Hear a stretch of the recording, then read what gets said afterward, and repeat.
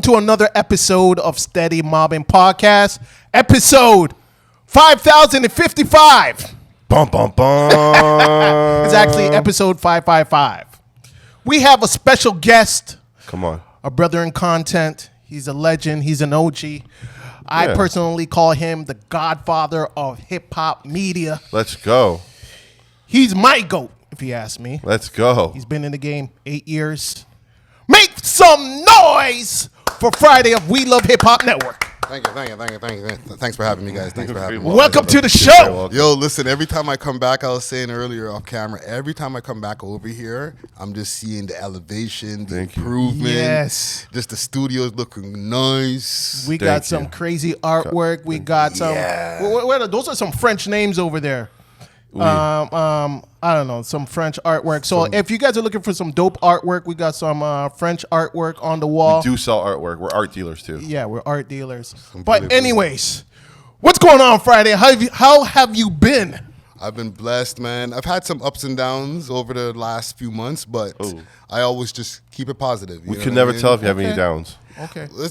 Most of the time, any downs that I do have, I'm very transparent with the audience. I usually let people know on a live stream or something. Right? Yeah, what's going on? The last thing I was trying to get into the U.S. Oh, yeah. They showed me the hand, man. So you pulled them at the border? No, I went to the airport. So I was taking a connecting flight from Pearson to Calgary to L.A.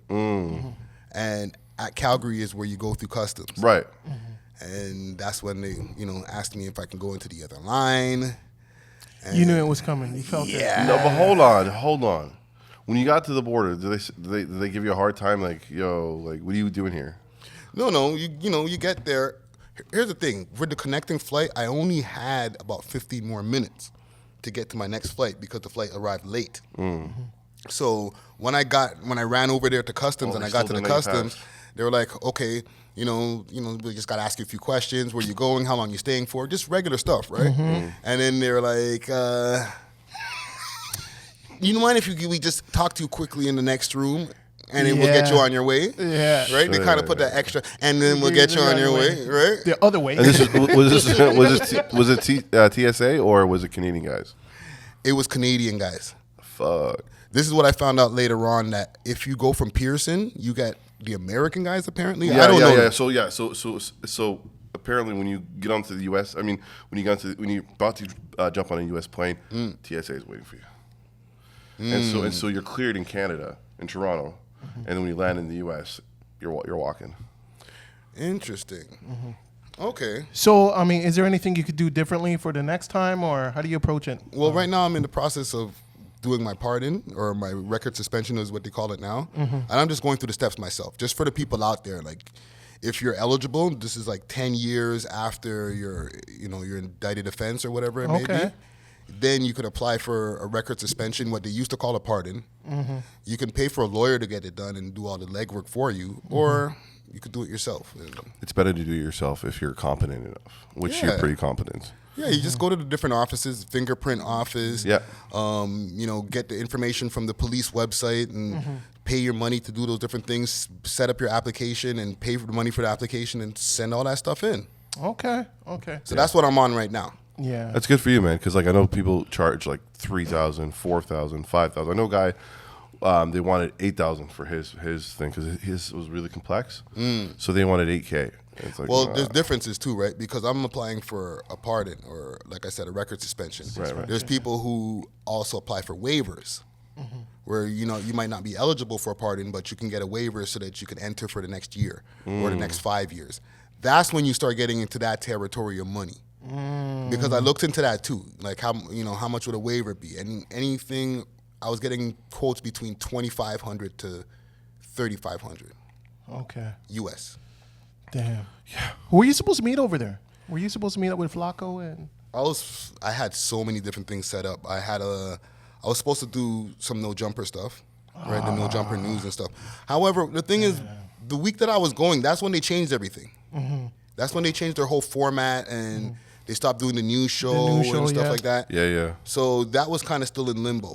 But besides that, I had an interview set up with Glasses Malone. Big salute to him. Yeah. I had an interview set up with Justin Hunt, who I actually ended up interviewing anyway via online. Yeah. Who else? Rumor. Y'all remember Rumor? Yeah. Now he's a full-fledged like pop star. Yeah. And he took off the mask. Yeah, I saw that the other day. I saw that. and I saw that through We Love Hip Hop. He had that song, the Rascals Flat song, back in the pandemic time. Him and a whole bunch of guys had ski masks and guns and stuff like that. Okay. And everybody was kind of thrown off because they were like, yo, what's all these guys singing this sweet, sweet country song? But the content was Okay. pretty gutter. Yeah, the content was pretty gutter. It was a drill song masked in a pop or country song. Got it. Which is pretty fucking cool. I thought it was pretty fucking clever. I had so many things. I had Figmunity stuff set up. Yeah. I spoke to AD. Quickly off topic, and I'm always off topic, king of off topic. Adam Tutu, or Adam, whatever, jumper, no jumper. Did he really do a porn scene, a gay porn scene? No. That was He a was troll? trolling. It was an April Fool's troll. He will though, but not with a man. He'll do it with A tranny? You think it was a trans transgender? woman. Absolutely, you could tell that he's definitely thinking about Fluid? it heavily. Yeah. I don't know. I think So that's Adam- troll. That's actually confirmed that was a troll. Yeah, he confirmed it. He made content talking about the troll. But here's the thing where I think you guys underestimate Adam and just some content creators. Some people are willing to push the envelope. man. Absolutely. You know what I mean? Absolutely. And he is. especially in these days, like, and he's not the only one. Like, if you push just the like, I'm gay a little bit agenda, you get mad clicks. Absolutely. Look at Joe Button. He did he had a whole month where everybody thought he was bisexual. A year. It was like a year. Yeah. It's low key. Sometimes some people still try to throw that on him. Absolutely. You know what I mean? But he was making content. He was podding. Absolutely. But I really do think Adam is actually really contemplating sleeping with a trans woman. And the thing is, people definitely make fun of him, but because he's white, it won't hit the way it would hit if it was, a black podcaster doing that in the hip hop media space. Would it? Don't let Lord Jamar. Would it? Because like, Adam's the only one who's doing what he's doing. Yeah. Right? Making adult content like fully in the adult movie world and in the hip hop scene. But you think that a brother wouldn't be able to get away with that? Like, look at Tiger. Tiger does OnlyFans, and people ain't looking at him no way. Yeah, he's getting held on camera and everything. Yeah. Is he doing gay stuff?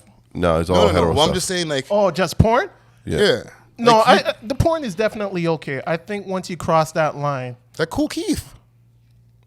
Remember Kool Keith? Kool Keith is heavily embedded in the adult movie scene. Like he talks to stars and stuff like that. He's like been connected to a bunch of them. the caveat with Kool Keith is he's an 80s rapper. So probably people just... Don't really know Or who he he's is. fringe. Yeah, She's fringe. Yeah. But, I mean, to be honest, like, we know that not just with the black community, but it exists in the black community, in the hip-hop community. Homophobia is a real thing. Yeah. So it's like, if you're in the hip-hop media space and you're a black dude and you're on camera with a trans woman, because we'll classify that as gay. Yeah. And you'll definitely get a bunch of fish emojis in your comments if you Yes. cross that line. Hands down. Now, just to unpack that quick fast, is that a Toronto thing? Because look at Jason Lee. Nobody gives him no problems. All right? Jason Lee's an openly gay podcaster, And he has media the biggest, person. biggest You know what? platform on I earth. think Jason Lee probably does get resistance, but Jason Lee is very defiant. He's very proud and Arrogant almost. dare I even say, I don't know if these two things could go together, like alpha and gay together. I don't know, but he's very alpha in the way he carries himself. Like, Yeah, he you can say that. I can see He it. says, "This is who I am," and I don't give a like. He will tell you. To He your talks face. about like, yo, I like smash mad Puerto Rican Yeah. niggas. What, nigga? Like, Like, he owns it. okay, Jason Lee said that. All right, don't soundbite me, internet. Chill. Yeah, he owns it. So I think obviously, like, he'll get pushback and he'll get the comments, but he will, like, for a lack of a better term, eat niggas up. Like, he's proud of who he is. Yeah. Yeah. Right, Mob? No, the game's changing though. Real shit. Yeah. Listen, y'all got mob like some of the wildest. Y'all need to put a compilation Black Mob Ayo moments. Right, you could clip some of the shit from my show too. They could. You know what? And that'd be a flattering thing. But you know, the thing is, like, dude, I am like people like with the whole Drake thing. The comments were just so repetitive. Stop glazing. Stop glazing. You got Drake's dick in your mouth. Da da da. And I'm like, really? This is the best you guys got? It got so bad. It got so bad. I just leaned into it. I'm like, yeah, I'm glazing. Now what? And the fact that they didn't realize that I was on Team Kendrick the whole time, dissing Drake. No, people realize that. I think people realize that. No, they fucking didn't. All I hear is, oh, this is a Drake sucking pod, and I'm like, oh my god, I'm over here talking shit about fucking Drake. Yeah, okay. No, but some of these comments, right? Because I read one earlier this morning on my YouTube, and it was something like, it was a crazy one too. I'm gonna try to find it. But on your page? Yeah, on my YouTube, right? The person was graphic, right? They're talking about stop glazing, or Drake's gonna bust all over you or something, man. And I said to myself, like, projecting. Bro, that's gay. Yo. Like, how did you think of that? Yeah, but hold on. Speaking from personal experience. You know what I'm saying? There's a lot of guys with a lot of time on their hands. It's just disgusting. No, but you wrote to write that like and have your imagination. Yeah, yeah. He's gonna bust on your face. It's gonna hit your eyelid. Then it's gonna drip down your left cheek and onto the floor, all over your OVO package. Yeah, Are you sure I'm the one that's glazing? It's terrible. For real. So, Kendrick bots. Do you care about it? Do you care? Do you give a fuck? Is it a real thing? It's a real thing, yes, but it's a real thing that everybody uses. Yeah. Okay? I don't know if maybe the infraction is that Kendrick is using more bots than the other people are using more usually, but everybody uses some kind of number buffering system. If it's not directly bots, it's something like, Google Ads. Yeah. And when, some of us might have a few $100s to spend on Google Ads. When you're a record company, you can put 100,000 on Google Ads. And when and that's sorry for interrupting. That's how I'm going to name them. Capital Profits did it back in the day. They bought the records. They went to the stores, the HMVs, bought the records, and then basically show the record labels, hey, yo, sales are going through. Yeah, that was a popular thing. Labels buying up copies of the artists. It's the exact same thing. Yeah. Buying bots. That was just them on the independent level doing it. The majors are doing it too. Yeah. I worked in the system once upon a time, doing street team and stuff like that. And back in those times, everything was physical, right? So even just like, what would they call that? Sampler CDs we used to give out to the people outside of clubs and stuff like that. That would have like 5 songs. The funny thing, like a minute and a half of each song or a minute. I love those days, right? So that you can get a sample of the song. And I'm laughing now because like that's the whole song. No, I said it before, but I'm gonna say it again. I remember I met you in 2007. I was making beats on Fruit Loops, and I thought, I'm pretty fucking cool. You're at some Habesha party on Danforth. I don't know if Greenwood and Danforth. And I remember. Damn, I don't remember. It was a long time ago, dude. And like this guy had an aura about him back then, like he was the boss. Everybody, literally in the whole club, in the whole bar, just would when they were passing by you, they would stop and say hi. Oh, okay. You know what I mean? It's good to me. So you had like a tenure in the industry for a long time, and you're like you're doing this, the media thing. At any point, do you feel like this is like I know you're trying to go to the U.S. Is the U.S. the next step for you? Like, is this something that you wanted? Well, leaving Canada, period. But I think the U.S. is the next best move, right? Like, there's other options. Like, we can go to the U.K., Have you tried the U.K.? I haven't tried the U.K. yet. Other than the U.K., as far as markets where there's other influencers that we can connect with, like, to me, it's the U.S. and the U.K. Where else are you going to go? Absolutely. You're going to go to South America and then translate everything? I think you'd have a better chance going to the U.K. I have a buddy of mine who has the same. I don't know what happened to you, and I'm not going to bug you right now in front of the cameras. No, but I'm transparent about it. Yeah, he talks about it all the time. What was it? I had a burner charge. Oh, so you had it on you? I had it in the crib. Oh, I see. Right? Shit. And when my crib got raided or when my crib got searched, they found it. They found the gun. Damn, son. That's terrible. Right? So I have a lifetime firearms ban. Shit. Yeah. That sucks. So my buddy has some similar shit like that. He was in the UK chilling. So The you thing is, can get to the UK. The UK is cool, right?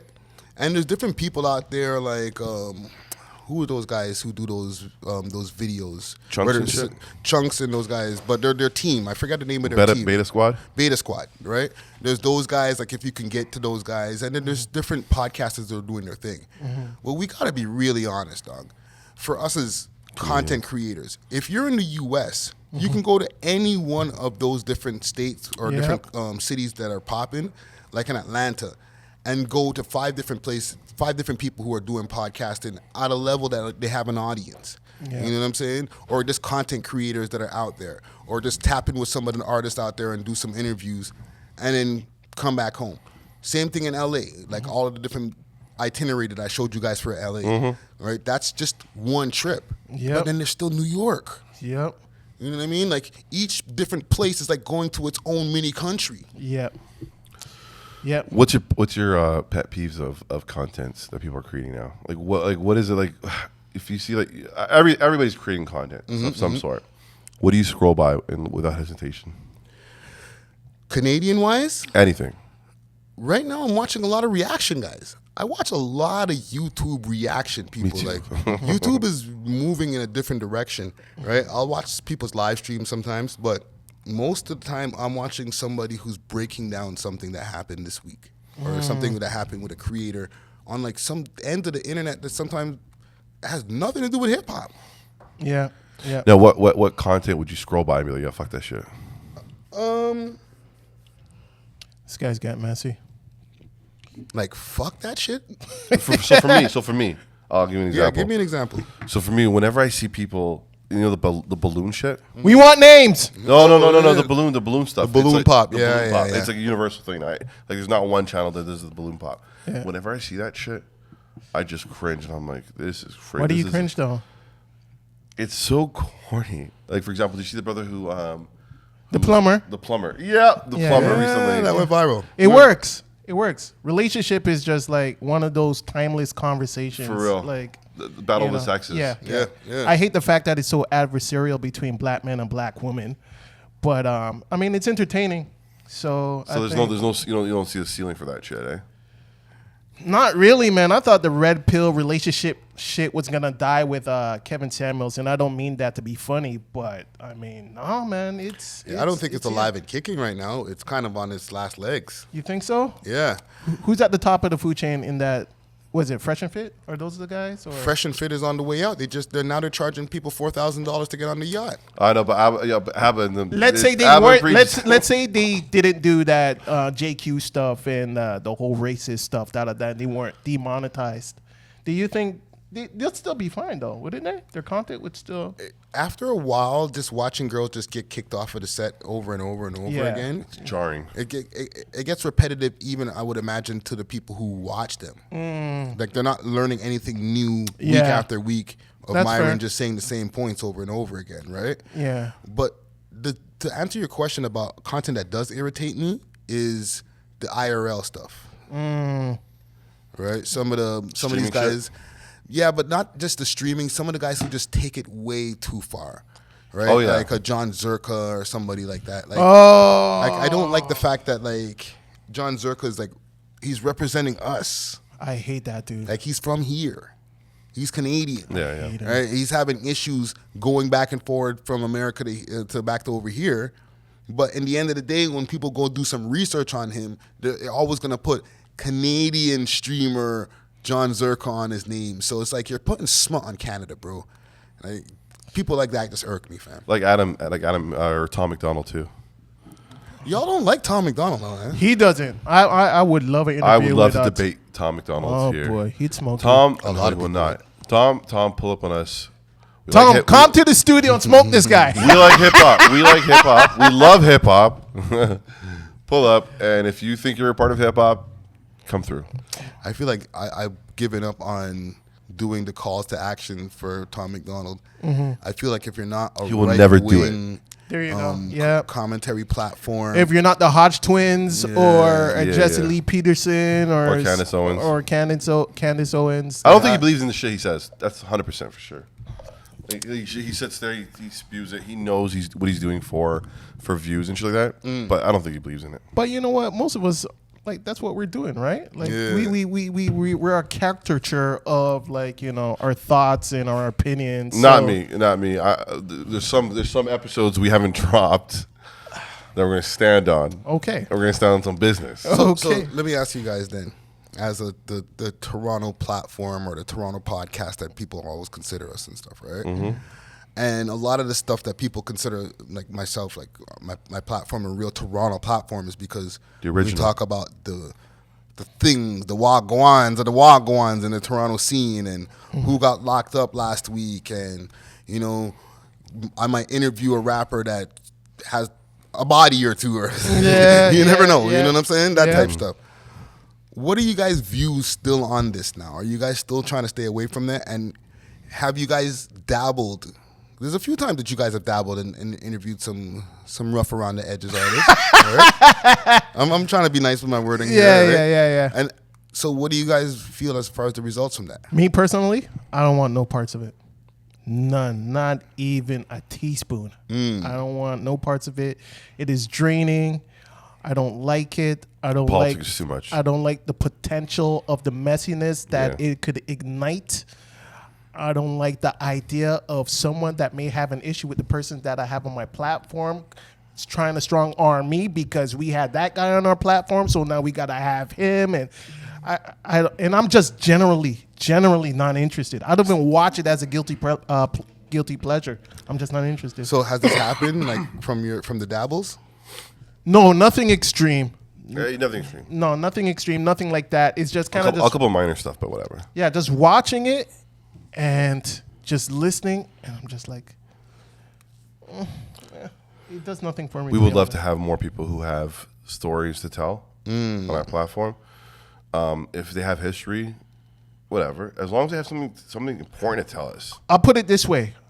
I feel how I feel because even though that we're a team, we're still individuals. So if he wanted to, on an individual level, interview someone that I wasn't cool with, he has my blessing. And he'll tell me straight up, I'm not going to do this guy. Yeah, I'm not interested. But I would never tell him, you shouldn't do it. Like, if that's what's in your heart and you want to do it, go ahead. So, but honestly, I'm just not interested. And even just watching some of the clips with the Icy Springer fellow, and just listening to, you know, his situation, dude, I had to take a shower after. I was just like, dude, this is just too much, man. So let me ask you all a follow-up then.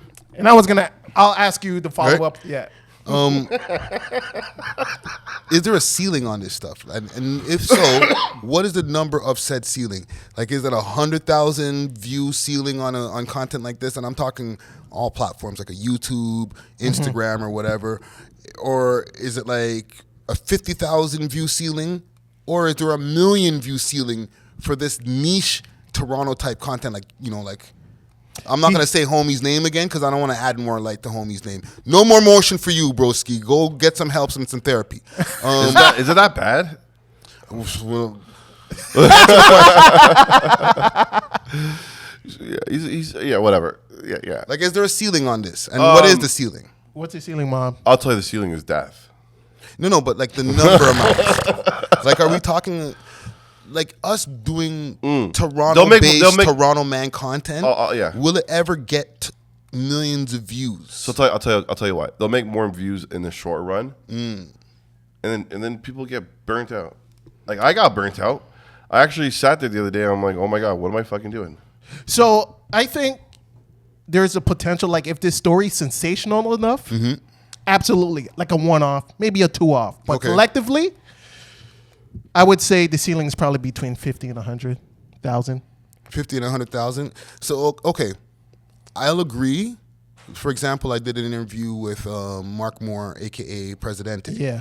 But before that, I did a documentary piece on him, right, talking about the whole serial killing and all that.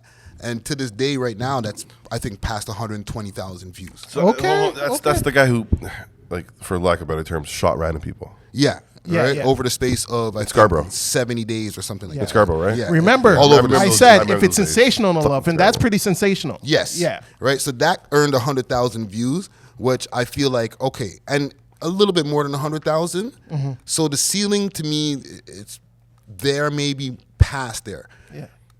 And I'm asking you guys just for like analytical reasons and stuff like that, like where people as podcasters like. Where does the ceiling end when it comes to doing Toronto style content? Mm-hmm. You know, how much people even care about it, that type of shit Well, outside let's of break down- Toronto? we can easily break down the numbers. There's about how many black people in Toronto? We can easily break this down. Well, Toronto itself has what 6 million people if you take the whole GTA. Okay, but this is typically dealing with African Caribbean people, right? The whole diaspora, basically. Basically in Toronto. Because like this is real shit. Because this is why we have like a Jay and Trey going to the States and maximizing black audiences or audiences who care about the culture. You know what I'm saying? So according to Google, they're saying 265,000 people. 265,000. Who identify as black.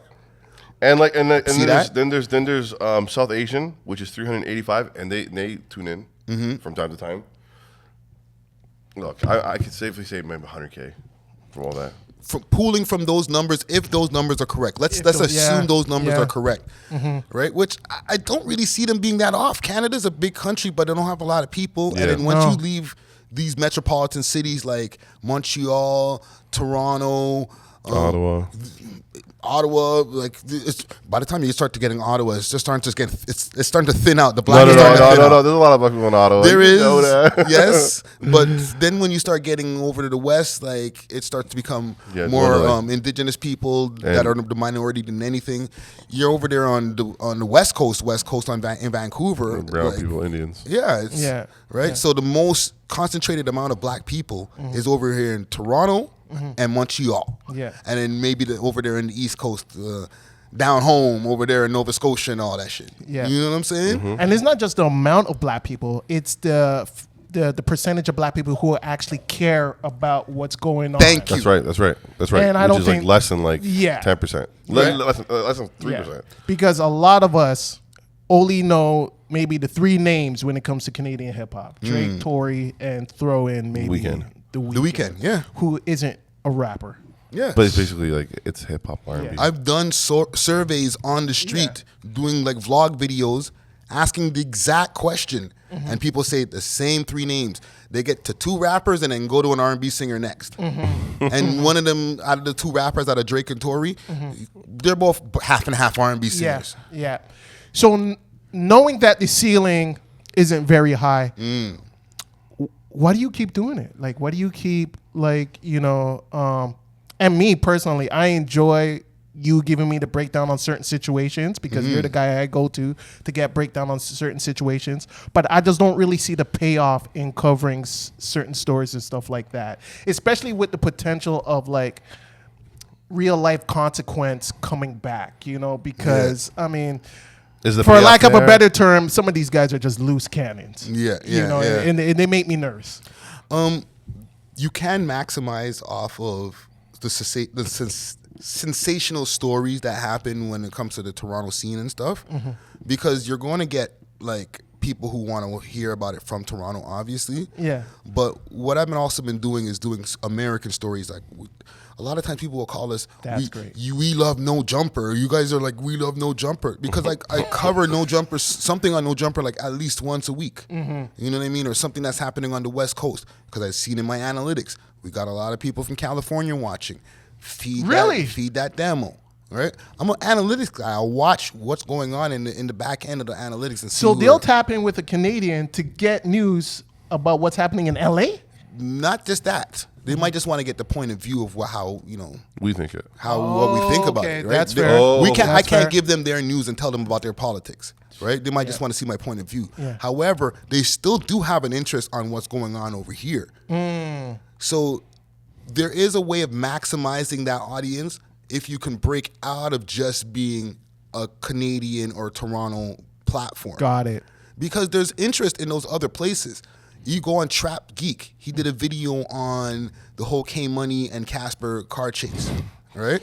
I interviewed those gentlemen. That interview has 120,000 plus views. Let's go. Right? Okay. I'm sure a big percentage of them are coming from Canada. Yeah. But I'm sure there's maybe at this point with their name getting so much notoriety, the Trap Geek video that has like, I think 1.9 million views on it. These are people who are watching from outside of Canada. Yeah. Because of the story. Got it. Yeah. And that makes sense. Yeah, came on that song is like a staple in Canadian like history. Yeah.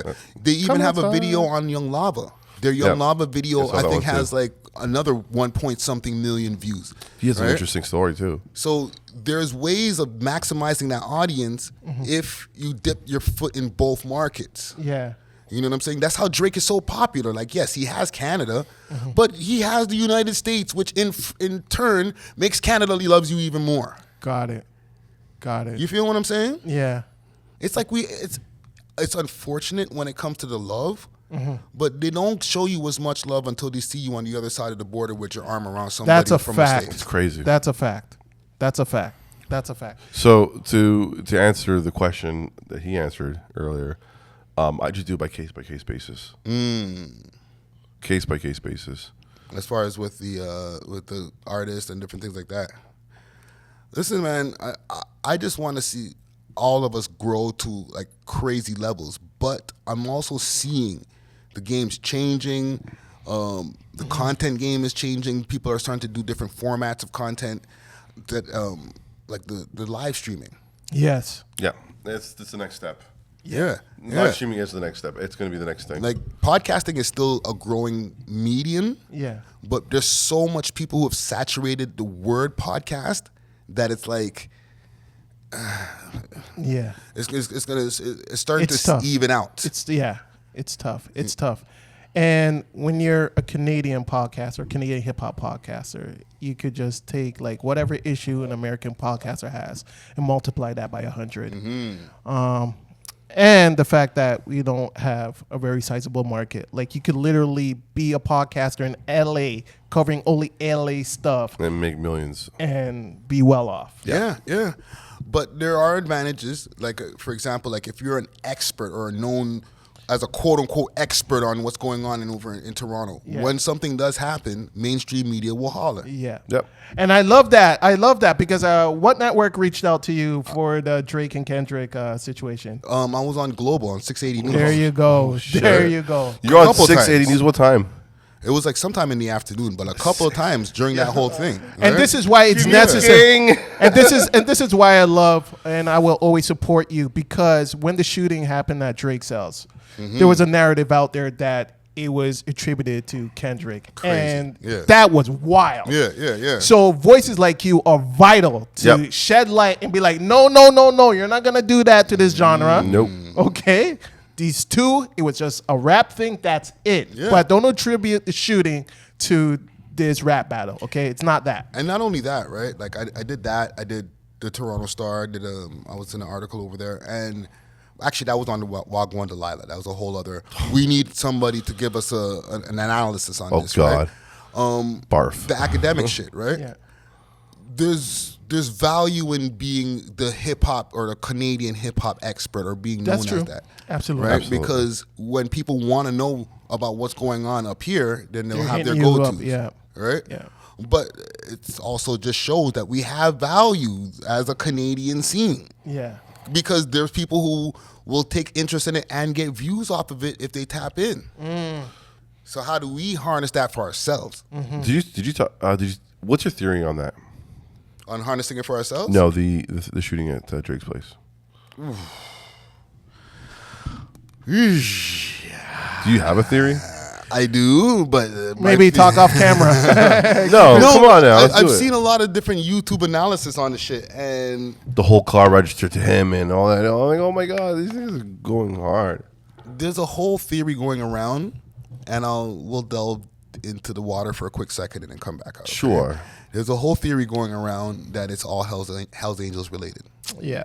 How's it? Because they used the dude in the video and like, Well, that dude in the video was, I guess, in quote unquote maybe like even a response to everything that's been going on and stuff too. Like I don't, like I said, I don't want to be in the water too deep. Yeah, I don't know how to swim. Drake has publicly shown his support for HAs Yes. over the years. You know what I'm saying? And this guy who's in the music video actually lives next door to him. Yep. All right.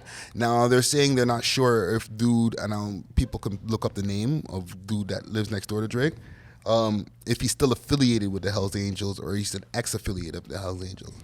So I don't know. There's way more messaging that's above our pay grade. And When I saw him at the end of the video, I'm like, okay, Drake is trying to tell us something here. Because who the hell is this dude right here?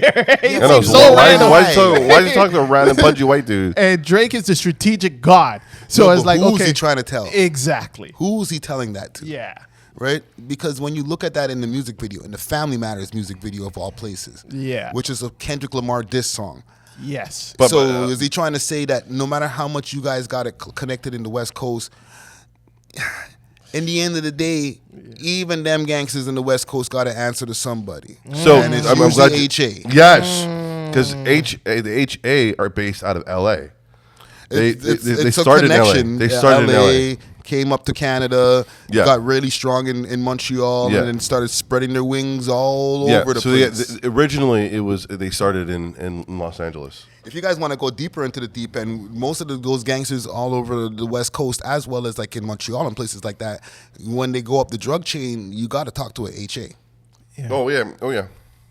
right? Yeah. We can get out of the water now if you guys. Yeah, want. let's get out. Let's get out. I don't like it. I don't like it one bit. No, it's all facts. So we all know this. Yeah. You could find YouTube videos on it. It's just that this is the types of things that get me into the trouble, Yeah, right? yeah. Because But this is like HUD known shit. Like there's always HA guys on top. yes, Yeah, because I grew up in Ottawa, half my life in Ottawa, and like you know, everything always led back to those dudes. yeah. Yeah. Well, everything, and people's come up, guys come up from those guys. I mean, if your analysis is accurate, man, I would plead So with... but hold on, but why? hold would on, they hold shoot on. his Let me crib? finish what I'm going to say. I would plead with Drizzy as a person who supports him and loves him. Please, man, please just stay away from that stuff because we already know how that It's ends. too late. Is it? Oh, is it too late? You can't just be like, you know what? This is a little bit too much for me. I think I'm going to stay away from you guys. All right. No, once you're around, you're around. So Drake reminds me of like one of those guys who got money, and when they got money, they became the most ruthless motherfucker on earth. Like I feel like Drake is a mafia leader somehow. I don't want to. I can't Yeah, don't do really. that. Whatchamacallit, confirm or deny Yeah. But what I will say I is, call out it's a spade is a spade. Like he looks fucking mean as fuck. yeah, but doesn't that come with the territory, dog? Yeah, true. You had to be. Like really and truly, you're the most famous rapper out of the rappers. Yep, light skinned And dude. the most poppin' pop star. You're competing with the world. You gotta be a little tougher than what you used to be, man. You're not. But being there's the same levels, so guy. I don't know what he's implying because he said ruthless. Like being tough and ruthless, those are two totally different Yeah, things. yeah. Well, I mean, we're that's talking what he- ruthless on some like Hold on, but I'm gonna stop right Diddy there. Revelation type of And shit. I'm gonna stop Yeah. right there. I'm gonna stop right there. This is for like Patreon shit. Once we get to those levels, we can have another conversation. If people want to talk about it, we can talk about it on a different time. Because I have a lot of theories about Drake. Drake's like, he's not what you think it is. I think he's leaning into what a lot of people may think he is. like a real actual G, like an actual gangster. He got songs talking about like, "Well, I'll put $100K on your head." Yeah, like that. Like come on, he sounds like a fucking like a Godfather. But once you get to a certain level, like a lot of people will be like example, the same 680 News interview I did. Salute to her named Kelly Caprara, Yeah, Kelly Caparo. right? She was like ready to jump on. Oh, he's from Forest Hill. What does he have to do with anything street? Listen, you could be as Forest Hill as you want to be. Yeah. Once you start touching this type of money, Yeah. you don't have a choice when it comes to certain people knocking at your door. Okay, you make too much money inside of the city to not do business with us. So you might not want to be a gangster, but guess what? You passed the $100 million tax bracket. Where's ours? You know what I mean? And this could be Like Aubrey Graham, Yeah. or any of us sitting at the table here. We pass $100 million. Yeah, people are talking to us. Hey, yeah. So why don't you invest in my company? Interesting. It's inevitable. Let me ask you a question. What do you think everyone in the well, not everyone, but it seems like everyone hates Drake in the industry. What's going on? I think there's a couple of things. One, his peers that don't like him are the ones that don't like him, but everybody hating him is something that the internet is starting to create. Because the man just surpassed like something 100 billion streams or whatever the other day. Yeah. Right? His fan base, no matter how much people say it took a hit, they're still intact. Absolutely. Like the people who consume Drake music, in my opinion, have not lost one stream off of this Kendrick beef because they're not the type of people who care about a Kendrick beef in the first place. Yeah. Right? The people who are involved, who got wrapped up in this whole Kendrick Lamar beef, and like they're the media people, the people who like to watch media and stuff. They're not as much the music lovers. There's a lot of people who don't give a shit about music who did commentary on it. I've seen a Penguin Zero video on Kendrick Lamar and Drake. Like, he doesn't care about this type shit. Yeah. You know what I'm saying? Yeah. So a lot of this stuff is public opinion stuff. If you look at the numbers, I just did a stream earlier today before I got here, right? And I was looking at Kendrick's numbers when they were talking about the bots and all that. They Not Like Us only has 300-something million streams, even though that's a lot. Okay, it's not like he bought 1 billion streams. Yeah. You know what I'm saying? Like, we're still talking about relatively low numbers in comparison to what Drake gets. So Gloria and I off air, we're talking about how is this Drake's last hurrah? No. He's still contractually binded to probably give us another 10 years worth Oh, of you're in material. that theory boat too, eh? He showed us. It's public. For real? He signed a $500 million deal. Okay, and You then think what? that's a short-term shit? You can give him 10 or not even 10 albums, 3 albums and get out of here? He probably owes him like 10 albums. Yeah. And I think he's probably on number 4 or 5 since he signed that deal. We're gonna be. We're gonna get another house album. We're gonna get a reggae album. I We're need gonna another get a house hip hop album. I need another house album. So there you go. The first house album is fucking amazing. But Also, why do you think he does so much touring? Yeah. I can't do another 6 albums of Drake. You can, but you're an older audience. Yeah. He's making music. He's dealing with Yachty and Yeet and all these guys. You don't give a shit if you don't listen to his music no more. He'll be fine. He'll be all right, yeah. He'll be all right. He's changing this. He's shifting the demographic. I was reading an article about that. Like, he's the most smartest guy on earth right now. He's actually latching onto the new kids' ears, and they're gonna keep him going for the next 8 years. I'll be honest. I don't like a lot of those new songs that came off of the All the Dogs album. You know what I'm saying? But I don't think they're bad songs. They're just not for me. Do you think he's gonna get another Little Baby out of the hood? What do you mean, like a new, like a new voice, like a new spice from here? Not here, L.A., Atlanta, whatever, Houston. Yeah, that's what he's known for. He was on the way with 4 Bats, but then I don't know what happened in between with that. But so that they were supposed to have a one-off EP deal, and then that didn't happen, or it did happen. But that's part of Drake's whole formula. Blending with new people. Always. You know, You think helping the them new come formula's up. gonna work? Yeah. Drake is still the most popular rapper in the world. Drake is still Drake. He's no matter how much this Kendrick beef has done, whatever. The only people that exposed Drake to, quote unquote, exposed him to, like I said before, people who didn't like his shit in the first place. Anybody who was like, "Yo, Kendrick won that shit," okay, being objective, right? It was there's back a bunch and of forth. people It was back and who forth. like Drake who can admit that he lost, right? And then there's the Drake stans who are like, "Okay, Drake still won." Da, da, da, da. You're standing when you do that, okay? But the people who are really having conversations about it, like really deeply, they're not like Drake fans like that, bro.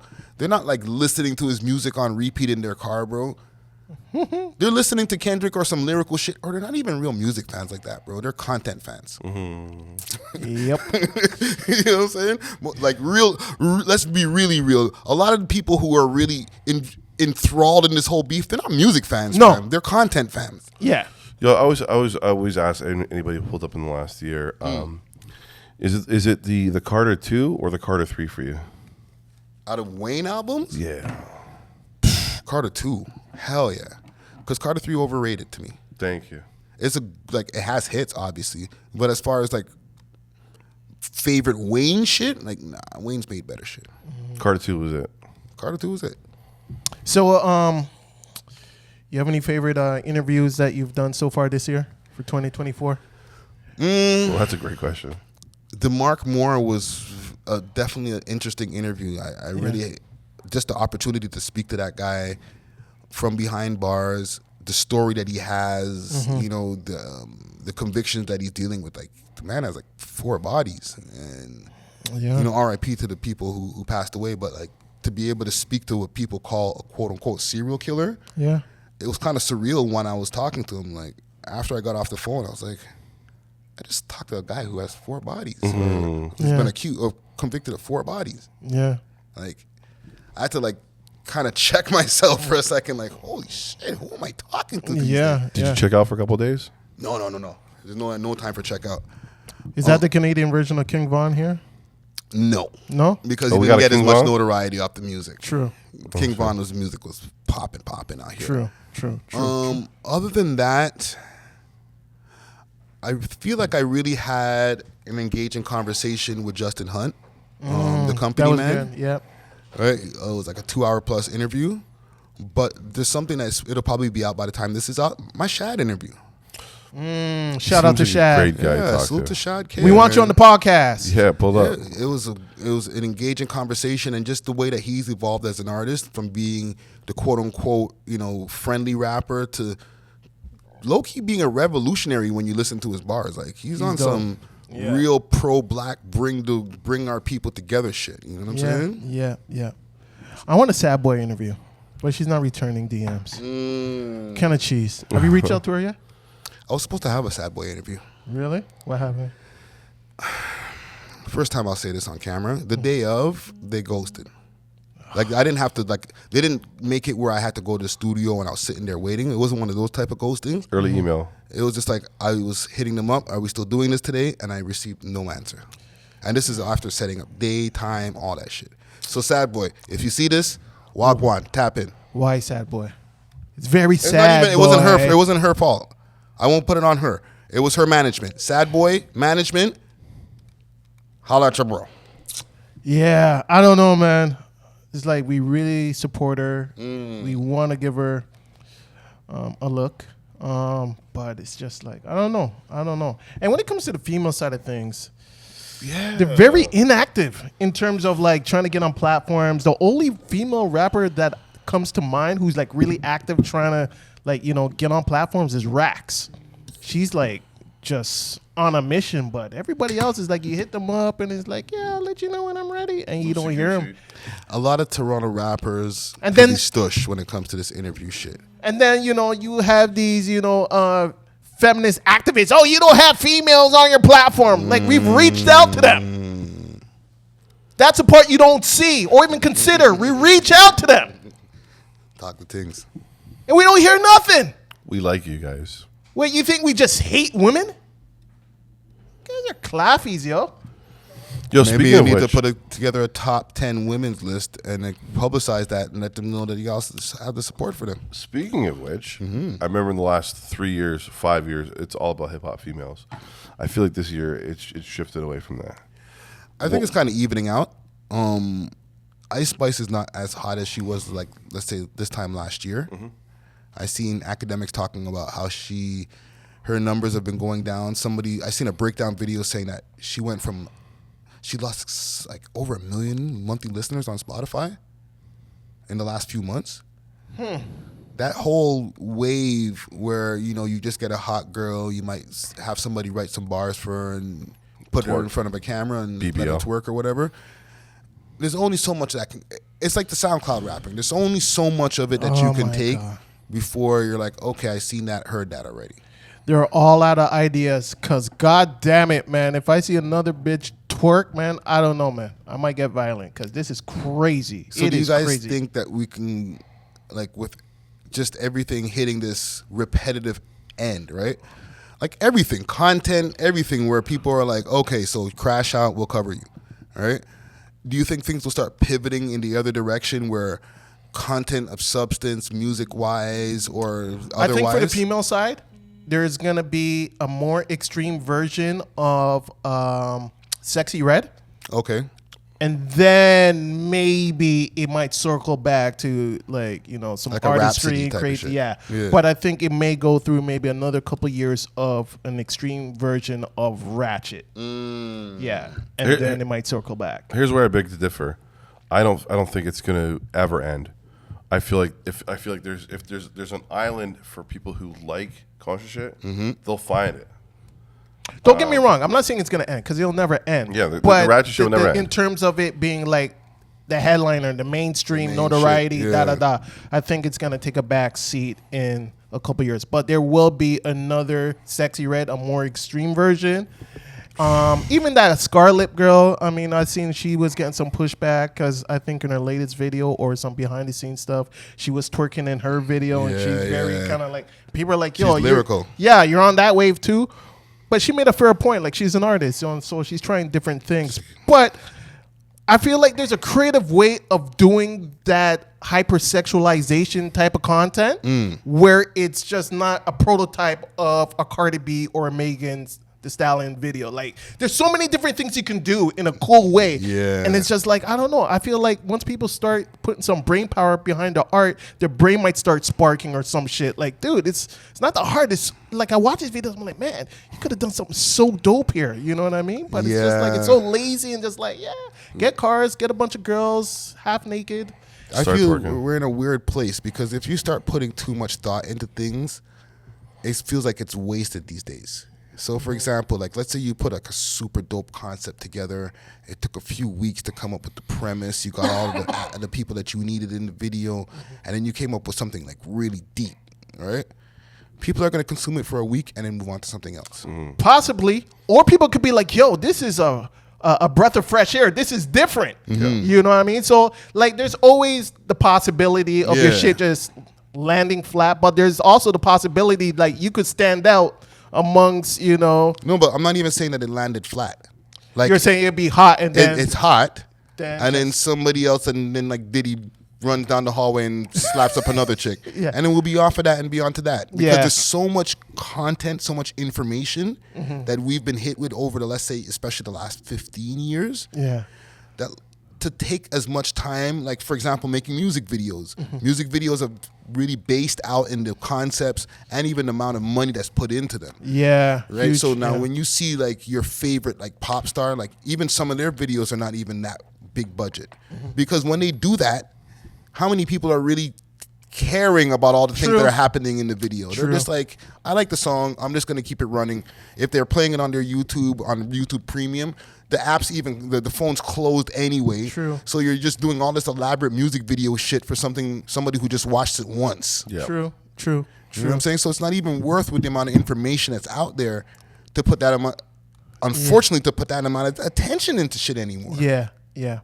But I was even thinking, like, it doesn't even have to be like a huge amount of thought. Like, even if they had like a twerking concept for a song and maybe did a reboot of a Salt and Pepper Shoop Shoop, you know, they took that video concept, got the retro clothing and stuff like that, and then applied it to some contemporary twerking shit. That could be cool. You know what I mean? You could go deeper than that, but like that's just me just thinking just like loosely, like, yo, let's do the twerking thing, but let's bring it back to the 90s in terms of the visuals and add a contemporary vibe to it. You know what I mean? Yeah. So, I just feel like we're in such a weird information age time now. Like there's just so much shit coming at us.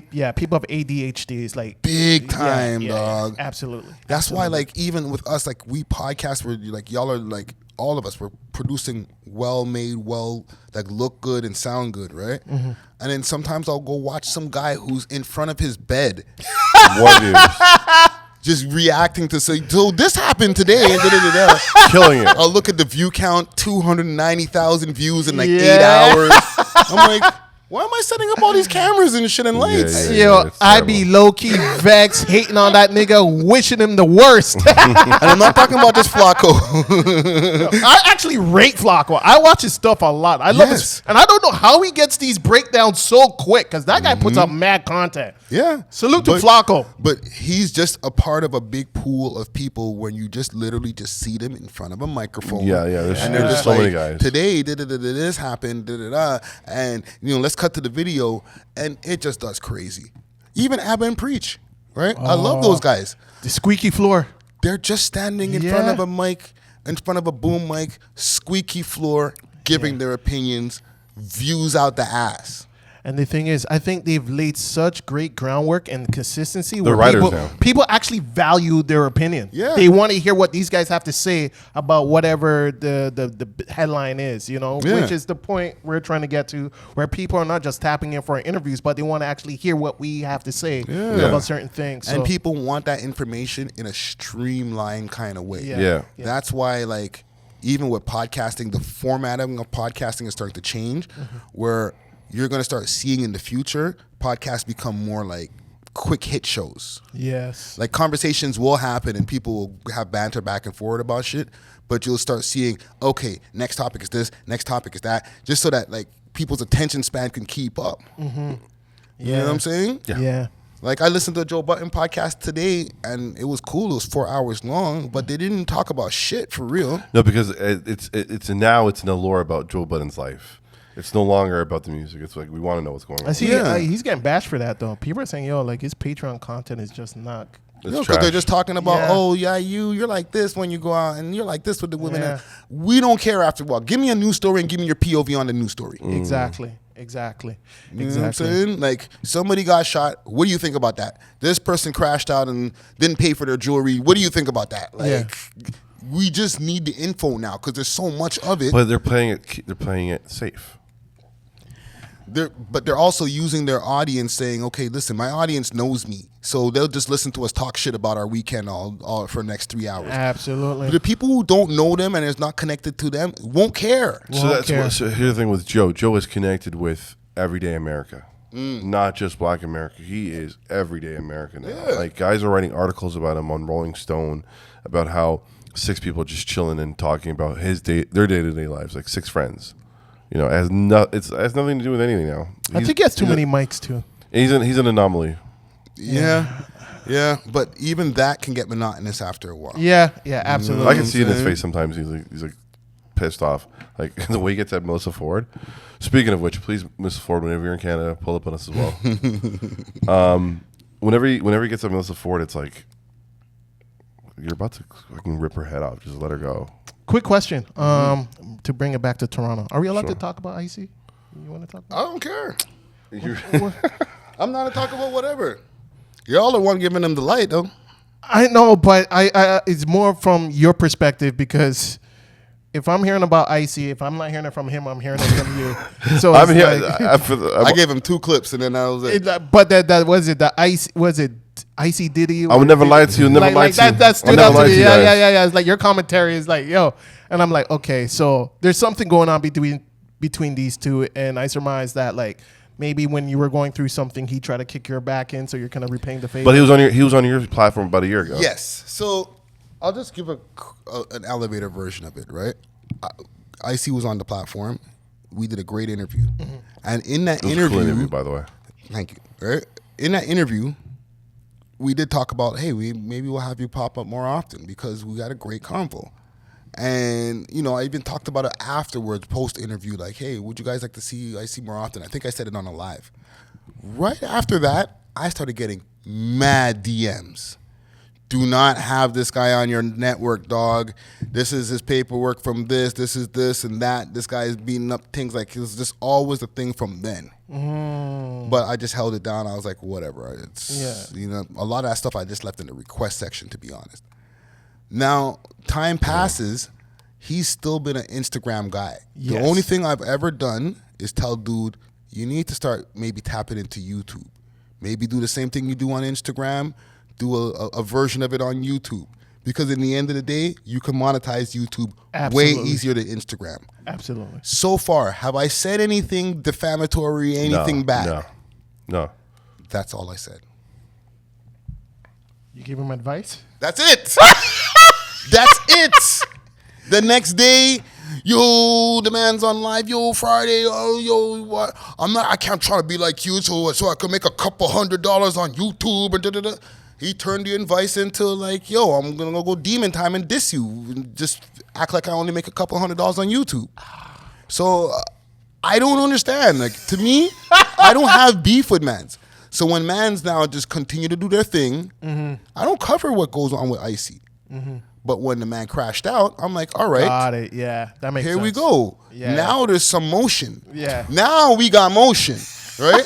and I can cover some shit. Hold on. He crashed out. How did he crash out? When he beat up the thing in Montreal. Oh, shit. So before that, he's always having some kind of degenerate things going on. I can't keep up covering all that. Yeah, There's other blogs that are there for that. You know what I'm saying? And this is going to be the last time I address this, right? Okay. Because the reason being, I have audiences that are starting to build outside of Toronto. Let's go.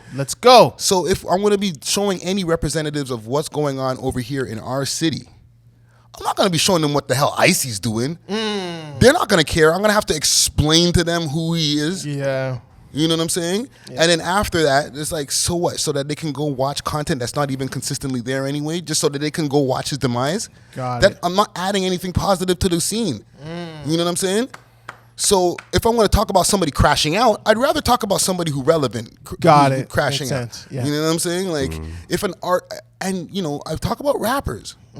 I interview rappers. Yeah. Yep. So if one of these rappers or a rapper in the scene, something happens to them, then I want to talk about it. But if Lil Ray crashed out, I'm not talking about that. Just because Lil Ray got an Instagram now, this is basically Icy Springer. Lil Ray. Lil Ray with an Instagram. Got it. Oh, shit. Why am I going to cover what Lil Ray is doing? Yo, the man That's said the Lil streets Ray. business. Yo, it's not your business. Oh, It's not my business. It's not for people who consume entertainment. He might come after us after this. No, we're good. He No, knows. I said I'm the We're one good, who we're said good. it. He actually likes And you know you. what the thing is? I said all this shit on Instagram or not on Instagram because I don't use Instagram for my rants. I actually monetize my rants. Right?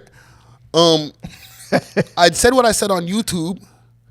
I haven't heard peep. I've heard him talk about me through my Finsta, but I haven't heard, he hasn't DM'd me about this shit because I'm not wrong, fam. No, I get it. You know, some people are just bad for business. What are you going to go tell me, oh, Friday, you're an idiot, for saying what? The truth? Come on. These emotionally unhinged Negroes, when I say they make me nervous, and not nervous scared, but like nervous, like, yo, like, I got to watch my shit. please don't make me have to go to the dark side because, like, I have that switch. It's like, that's why I'd rather keep my distance. I'm going to show you what's going to happen, right? This, you could make it into a segment. You're going to see it. Yeah. You're going to make content about it. Yeah. You could run with this content for the next 2 weeks. Yeah. Right? Oh, man, I wouldn't lie to you. I wouldn't lie talking to you. about me, I wouldn't lie to you guys. I wouldn't lie to you guys. I wouldn't lie to you guys. I'm going to go back and forth, look at our profiles. Yeah. Okay. Now, let's say we didn't talk about him at all. And nobody does. You know what ends up happening with guys like that? They disappear. What happened to HK? He's still around, but he's lost multiple accounts. This little goofy tried to like jump in my DMs the other day, follow me back. Because after a while, when people stop talking about these type of people, they just disappear, dog. Absolutely. You know what I'm saying? A couple names come to mind. There was the guy who was saying all those wild raps, and then he got slapped in the face. With all due respect, I don't even remember his name. Right? Light-skinned kid. And he got whacked after doing all these oppie raps. Raps about people he doesn't even know, doesn't even care about. But it was sounded funny. It was drinking. Here? Yeah. Oh, damn. I made videos about this kid, right? Once he got slapped and he stopped making content and people stopped talking about him, He just faded to black. it's like he evaporated. I love seeing niggas evaporate. You know what I'm saying? Negroes, Niggas yeah. Want you guys to go socially away. just die, bro, if you don't talk about them, bro. Yeah. And you know what I love more? When they evaporated niggas, because they hate seeing us link up with you. And I love pissing those niggas off. I love it. You know what I mean? And I want you guys to understand, I will always, there's people who hit me up and say, yo, you need to go after this guy. I'm like, why would I go after him for? Because they view you as the top dog. So they see it as like some, competition thing. I'm like, no, I'd rather build with the brother. Yeah. That's the stupid shit that has Crab in a Toronto bucket. in the same position that it is. Crabs in a bucket. Why the hell would you be like, yo, this guy is quote unquote in the top position. You have to go after this guy. Yeah. Why can't there be multiple top positions? There's Thank multiple goats. We done took the word goat and took it and misconstrued it, and so now everybody's goated. So then why can't we have 10 goat freaking platforms in the city? Absolutely. You know what I'm saying? Absolutely. These niggas who are like, you got to knock this person off to be able to get to your position. This is the reason why there's not multiple platforms that are popping in the city. Because y'all niggas is too small-minded. And there's a list of niggas who I don't even mention. I don't know if you ever noticed. There's a list of niggas I don't even say their names on content. You know why? Because when they talk about me, if I respond, now you're going to get content. Now you're going to get clicks. But if I say nothing and don't even put the words or put in the letters to these niggas' names, poof. You they shall evaporate. rename nameless. They die socially. Woo! Yeah, man. Message. Preach! Message. I'm just saying. Let those Message. niggas evaporate. Message. There's niggas, I have a Finsta.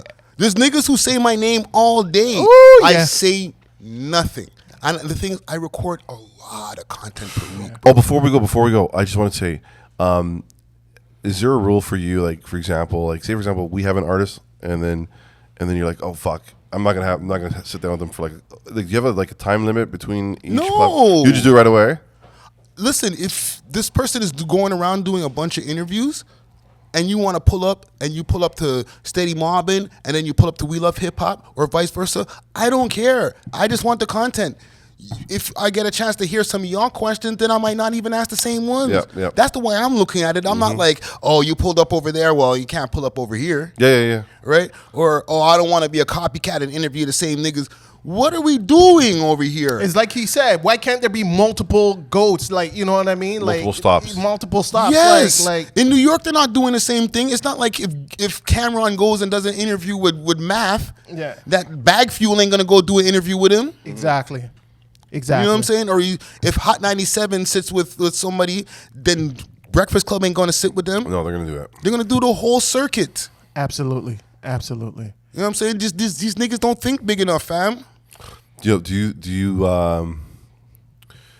think Toronto has a sound? Yes. Quickly sum it up. It's a mix of, well, it had a bigger sound or a more defined sound when OVO was doing that underwater type 2015 to 2017 type R&B. shit. R&B-ish, depressing but not depressing type shit. You know what I'm saying? Cool. But it can have a sound like, the Toronto slang, and it doesn't have a technically a beat sound anymore. Okay? That's what we're looking for. You can tell the difference between a Toronto rapper and an LA rapper. We're clear on that. We know when you hear man say mans and all these different things, yes, this is a Toronto rapper rapping. But are the beats different? Yeah, okay. That's what we're looking for to create a complete Toronto sound, where you're hearing that Toronto slang over a recognizable type of sound of beat, where when you hear it, whether it's the hi-hat or the bass line or whatever thing that makes it the Toronto thing, the first few bars when it comes in, you're like, oh, that's that type of Toronto beat. Like, got it. I'll give you an example. LA, as soon as you hear that, That snake charmer type of, yeah. if it's from somewhere else, you're going to be like, who's that guy jacking the West Coast beat? Yeah. There's no way that if you hear that sound and that person's not from the West Coast, that you're not gonna be like, yo, this person's jacking some West Coast shit. Because when you hear that, you see a palm tree right away, dog. Fact. You know what I'm saying? It's true. We don't have that. You think Toronto has a sound, Mob? I think Friday actually articulated what I wanted to say. We do have a flow cadence, but we don't have a beat that will separate us from the rest of the world. Like the UK, they have like some sort of like a drill shit. The drill, they had the grime. Right? Yeah. Like it's like repetitive, like high top on the drums. So we're all in agreement. Toronto doesn't have, Unfortunately, per not. se, a sound. No, not yet. No, we don't And have I'm a Like sonic if you sound. hear it, boom, we don't have that. Just the instrumental. yeah. Yeah. You know what I'm saying? If you play Ain't Nothing But a G Thing, you know that's No, a West exactly. Coast Yeah. instrumental. Exactly. Yeah. Exactly. You know what I'm saying? Until we have that, Yeah. and you marry that with the wagwans or the wagwans that mans are saying already in their raps, now you have a complete Toronto sound. Hurry up, guys. We need you. Whoever's out there. I think this clip is going to cause a few debates, which is good. I want the engagement. Debate it. Yeah. But Right? I agree with you. There's not one, because it's like, what song would be a representation of the contemporary Toronto sound now? Now. Not, Now. don't give me before. Back then is easy. Yeah. Now. Yeah. And it's like- Griselda Blanco by the homie in Chesterly. Pengs and Tutu. Yeah. That has come up in a lot of these debates. That's Yeah. the closest thing. That's like the closest that thing. ding, ding, ding, ding. Yeah. Because remember, we're not just talking about what the mans them are saying. Mm-hmm. You can hear them on a cappella and clearly know the mans are from Toronto. Eliminate the vocals and just listen Yes. to The the. beat, no, you can't. Right? Exactly. Griselda Blanco, to me, still just the way that beat sounds, it kind of gives me a Toronto vibe. Absolutely. Absolutely. Right? So maybe we can build on that. I love that song, by the way. My Yeah, God, I yeah. listen to it every time I work out. There's another one that I feel that, and I don't get me wrong, I can't put my finger on exactly what it is that makes it a Toronto sound, but I feel that a Griselda Blanco beat fits the category. Pressa's Canada Goose kind of fits that category as well. Like when I hear that beat, maybe it's because I've already heard Pressa do what he did on the beat, but I feel like you could just play that on its own and know that that's that era of Toronto music sound. Yeah. Even a lot of the Robin Banks stuff that he was dropping at the time, right? If you just take that on its own, I know the beats were like influenced by a lot of Chicago and other places too, but like a lot of that stuff became very Toronto-centric type stuff, the guitar-driven loops and stuff like that. You just hear that and you're like, yo, that's some Toronto rapper shit. Oh, that reminds me. Have you ever done an interview with Robin Banks? I had one on the table once upon a time. It's just logistically we couldn't get it together. Yeah. Right? I hope he's doing well. I hope you're in high spirits, brother. Yeah, man. Salute to Robin Banks, man. Yeah, that Fucking would be shame. good. That would be an interesting interview for sure. Fucking shame what happened. He only to has that one. With who? I don't remember. Oh, hot freestyles. He did a hot freestyles. And was that after the Yeah. situation? It was like literally like 4 years ago or something like that. Damn. Yeah. Yeah, All but right. that's what we're missing as far as the sound. Yo, listen, summer hasn't officially started, but we're planning on making it a hot summer. The door is always open to you. Please. And Dusty and I forget the other Big one. salute to DJ Czar. Big Yeah. salute to producer B3. We want to stream. We really want to build a network and pump out a lot of content this year. And you guys, the door is always open for you guys. Absolutely. Yeah. No, this so is we want good, you guys man. back. We want to make this, even if it's a bi-weekly thing, just tapping in, talking Yeah, about pull shit. up on us. Yeah. Yeah, man. Listen, this is good for content creators to connect, for podcasts to connect over here in the city. More of this and less crabs in a bucket type shit. And a lot of y'all niggas who are crabs will get way further. Yeah. We want to make the Evaporate gang upset even more. Evaporate gang. You know, like, let's work. Oh, man. Yeah! This is Steady Mobbin. I am Black Mob. To am my left is Glory. my left. Oh, you're left. My bad. Friday Ricky Dread. And to my right, Glory, you know the story. let's go. Episode 555 in the books. We out, baby.